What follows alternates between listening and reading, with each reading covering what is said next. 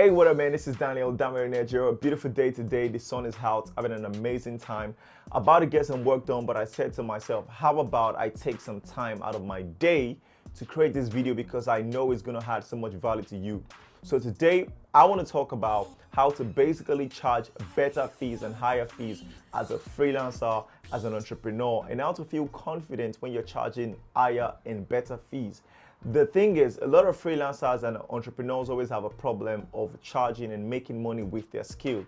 And that is because a lot of people don't like to talk about money. They like to shy away from the topic money. But I love talking about money because I know at the end of the month, at the end of the year, bills has to be paid. And also, as a freelancer, as an entrepreneur, you spend a lot of time, money, and resources to gain and learn your skill.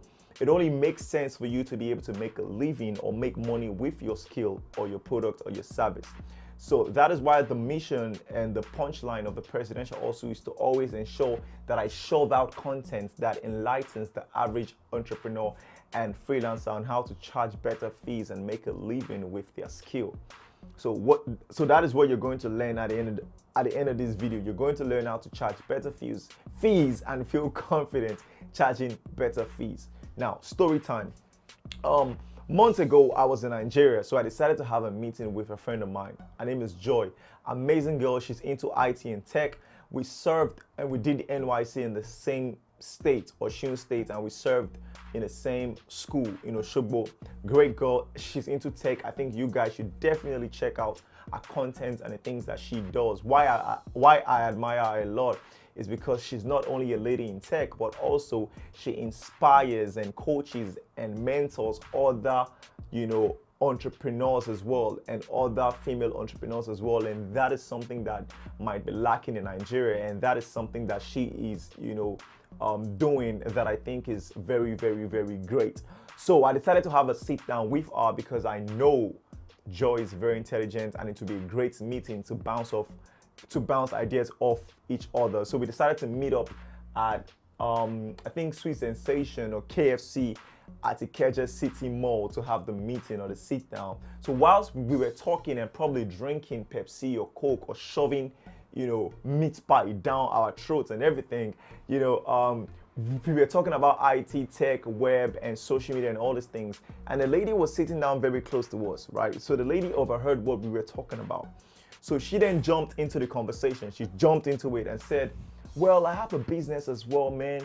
I run Facebook, I do Instagram posts for my business and all these things, And then she said, okay, Joy, let's just assume I want to hire you as a social media manager to manage my account. How much would you charge me? So Joy said something like, I have prices and packages, so I cannot just give you like a straight price. I need to know your business and also know what you need or what I'm going to be doing for you so I can give you the accurate package. So the lady insisted and said, okay, let's just assume I want the minimum package. So Joy said something like 50K or 60K or 100K per month. I can't remember the exact figure she said, and I should have asked Joy before creating this video, but I didn't. So I can't remember the exact figure she said. So the lady was like, what happened? It's too much. It's too expensive. Is it not just to post on Facebook and Instagram? I could do it myself. My son is only 16 or only 18 or whatever. He can do it as well. Is it not to run the ads? And I was looking at and I was just there and I was smiling. Then I went in and I said, first things first, your son or you cannot do social media the same way a professional is going to do it. A professional social media manager doesn't just post. She posts, she listens, she responds, and they also create the creatives that goes on each platform. They make sure your pages are optimized, and they also advise on the right ads and the right marketing and the right, targeting, that you should be using or they can use for your business in order to increase your sales and your leads and your conversion. So it's more than just posting. It's more than just, posting. It is more than that. And your son, trust me, he can do it. He cannot do it. He cannot do it. I didn't scream like that, but I just told her that your son can't do it. And you might think you can run ads, but you're just wasting your money because you don't know anything about Facebook ads. You think you do, mom, but you don't know. And secondly, I literally have a client in London that pays me £800 per month to maintain their social media. And I don't even do more than what Joy does. Joy does more than what I do for the client. And I'm charging ×3 of what Joy charges a client. So that conversation there, two things I was trying to do was trying to let the lady know that firstly, you can never compare an average person to a professional, especially when the professional is a professional in that field. And secondly, because you say it's too cheap doesn't mean every other business, no, it's too expensive, doesn't mean every other business owner thinks it's expensive. It is just your mindset. People are paying ×3 of that, and Joy has clients that pays out more than that. So don't even talk about that. So I know most of you might say, well, the reason why your clients can pay you £800 is because the client is based in London. So that brings me to the first point. The first point is this: know the market price for your product in your location. That is it. It's important. Know the market price for your product or your service or your skill in your location. If you're in London, know how much people charge for this service.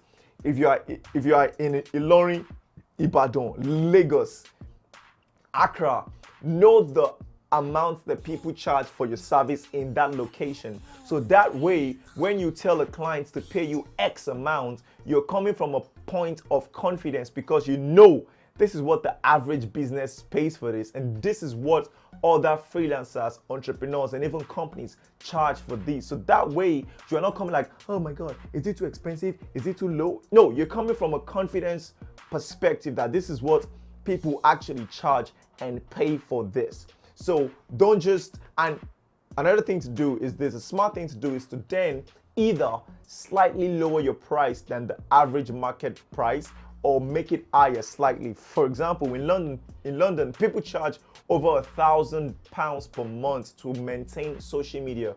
And now I'm charging £800. Why? Because I want to put my price slightly lower than the average price that people charge. That way, I'm able to compete better and get in more clients. Now, when I have a lot of clients that are successful in my portfolio, I'm able to then increase my price higher, slightly higher than what the average person charges, because now I've been in the game for long and I know that yes, I have successful clients that can actually testify for my service. So first thing, like I said, know the market value for your product, so that way you're coming from a confidence perspective. Now the second point is this: understand that not everybody can afford your service. This is one mistake I have made all over my career. I always try to be Jesus Christ. I always try to, just please everyone. And this is it. Kò sọ́gbọ́n tó lè dá, kò síwá tó lè wù, kò sọ́nà tó lè mọ̀, tó lè fi táyé lọ́rùn wò. What that means is there's nothing you can do to please the world. If you do left, they're going to say, why are you not doing right? They'll always have something to say. So you cannot please everyone, and not everybody can afford your service. This is an iPhone, right? Now, Apple is known for their slick design and high quality phones. Now, because Apple is trying to gain a large market share, that doesn't mean Apple is going to lower their price to be able to accommodate everybody. The people that will buy Apple will buy Apple. The people that will buy Samsung will buy Samsung. And people that can't afford to buy Samsung, they're going to buy the Touchlight phone or the Nokia 3310. Guess what? Not everybody can still afford a Touchlight phone. Some people are still going to say a Touchlight phone is too expensive. So that means there are still people that can't afford a Touchlight phone. So that means if you're trying to please everybody and you're creating an Apple product, you can't please everyone, because even if you give them the cheapest thing, some people will still say it is too expensive. So as a freelancer, as an entrepreneur, I want you to know this: not everybody can afford your service. And because somebody can't afford your service, that doesn't make you a bad person. I remember a potential client, right, in Nigeria. They sent me like, man, I love your work and everything. We want to work with you. So I said, no problem. I'm going to send you guys a proposal. Now, because the client is based in Nigeria, that doesn't mean I'm going to charge them in Naira, because I don't spend in Naira. I spend in pounds. So I need to charge based on what I think I'm comfortable with charging. But because I know they're Nigerian clients, I gave them a discount. Firstly, I didn't charge them in pounds, I charged them in dollars. So that way it brings the price lower because pounds is higher than dollars.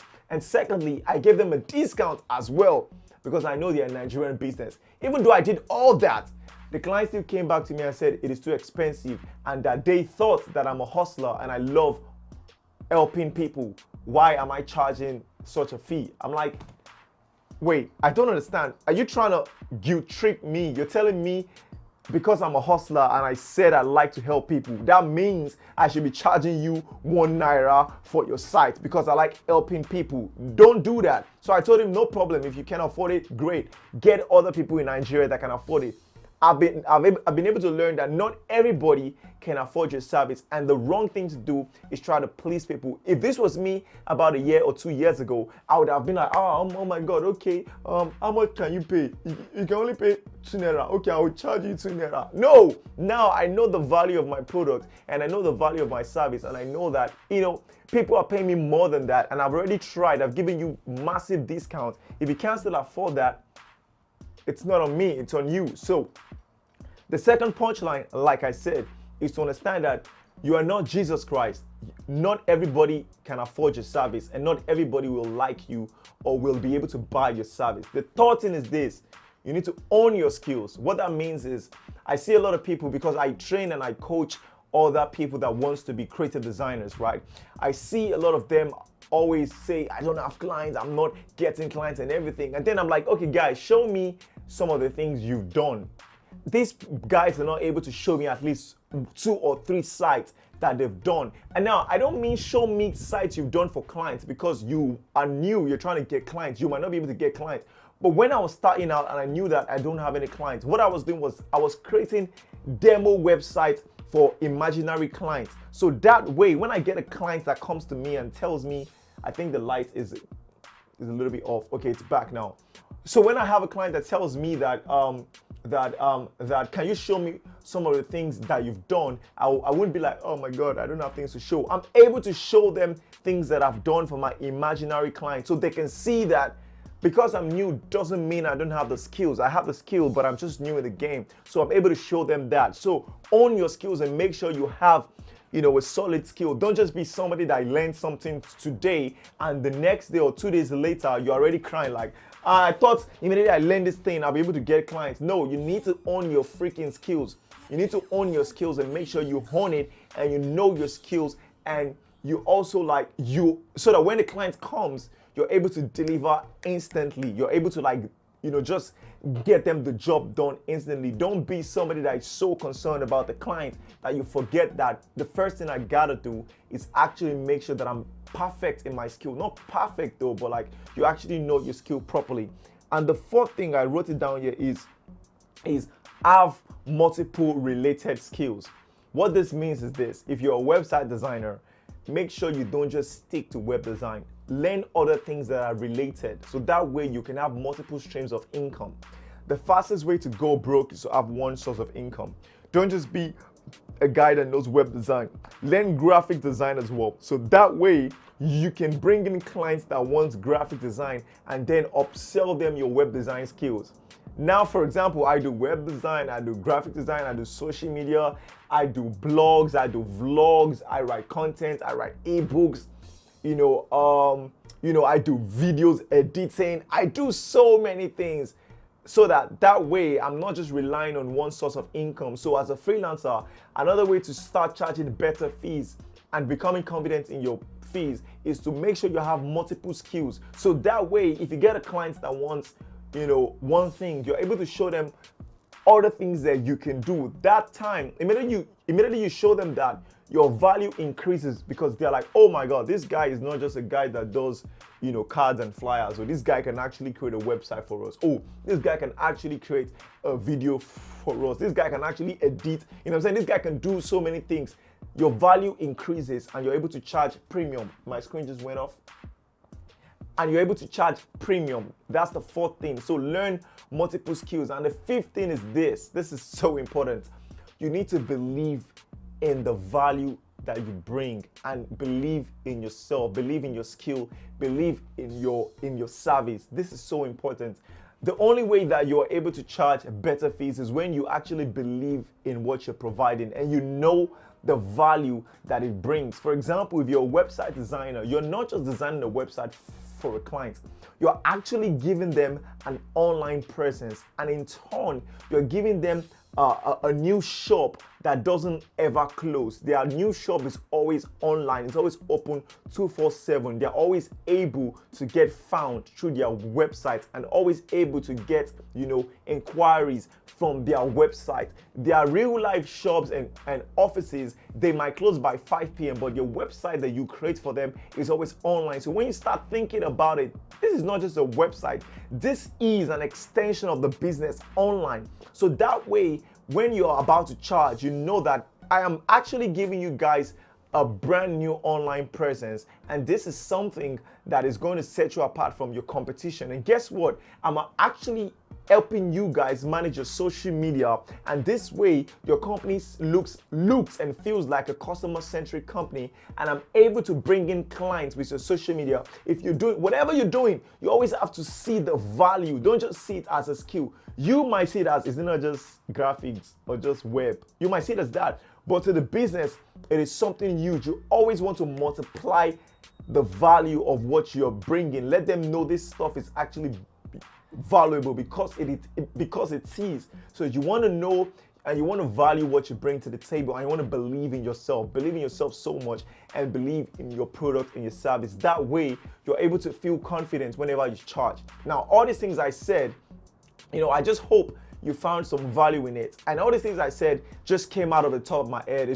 I just sprinkled around it like Salt Bay. I just did some sprinkle things. I actually have a course called Successful Freelancer Blueprint, where I've gone in depth into all these strategies and actually showed you more actionable, I gave you more actionable insights. If you're excited about that and you want to actually learn more how to become a successful freelancer and get most of the tools and the apps and the proposals that I make use of as a freelancer myself, you should definitely check it out. The reviews are pouring in on the course. It's amazing. Check that out. Go to successfulfreelancerblueprint.com and check that out if you're excited about that. I hope you gained some value from this video. I remain Daniel, that manager. Stay blessed and keep hustling strategically. Bye now.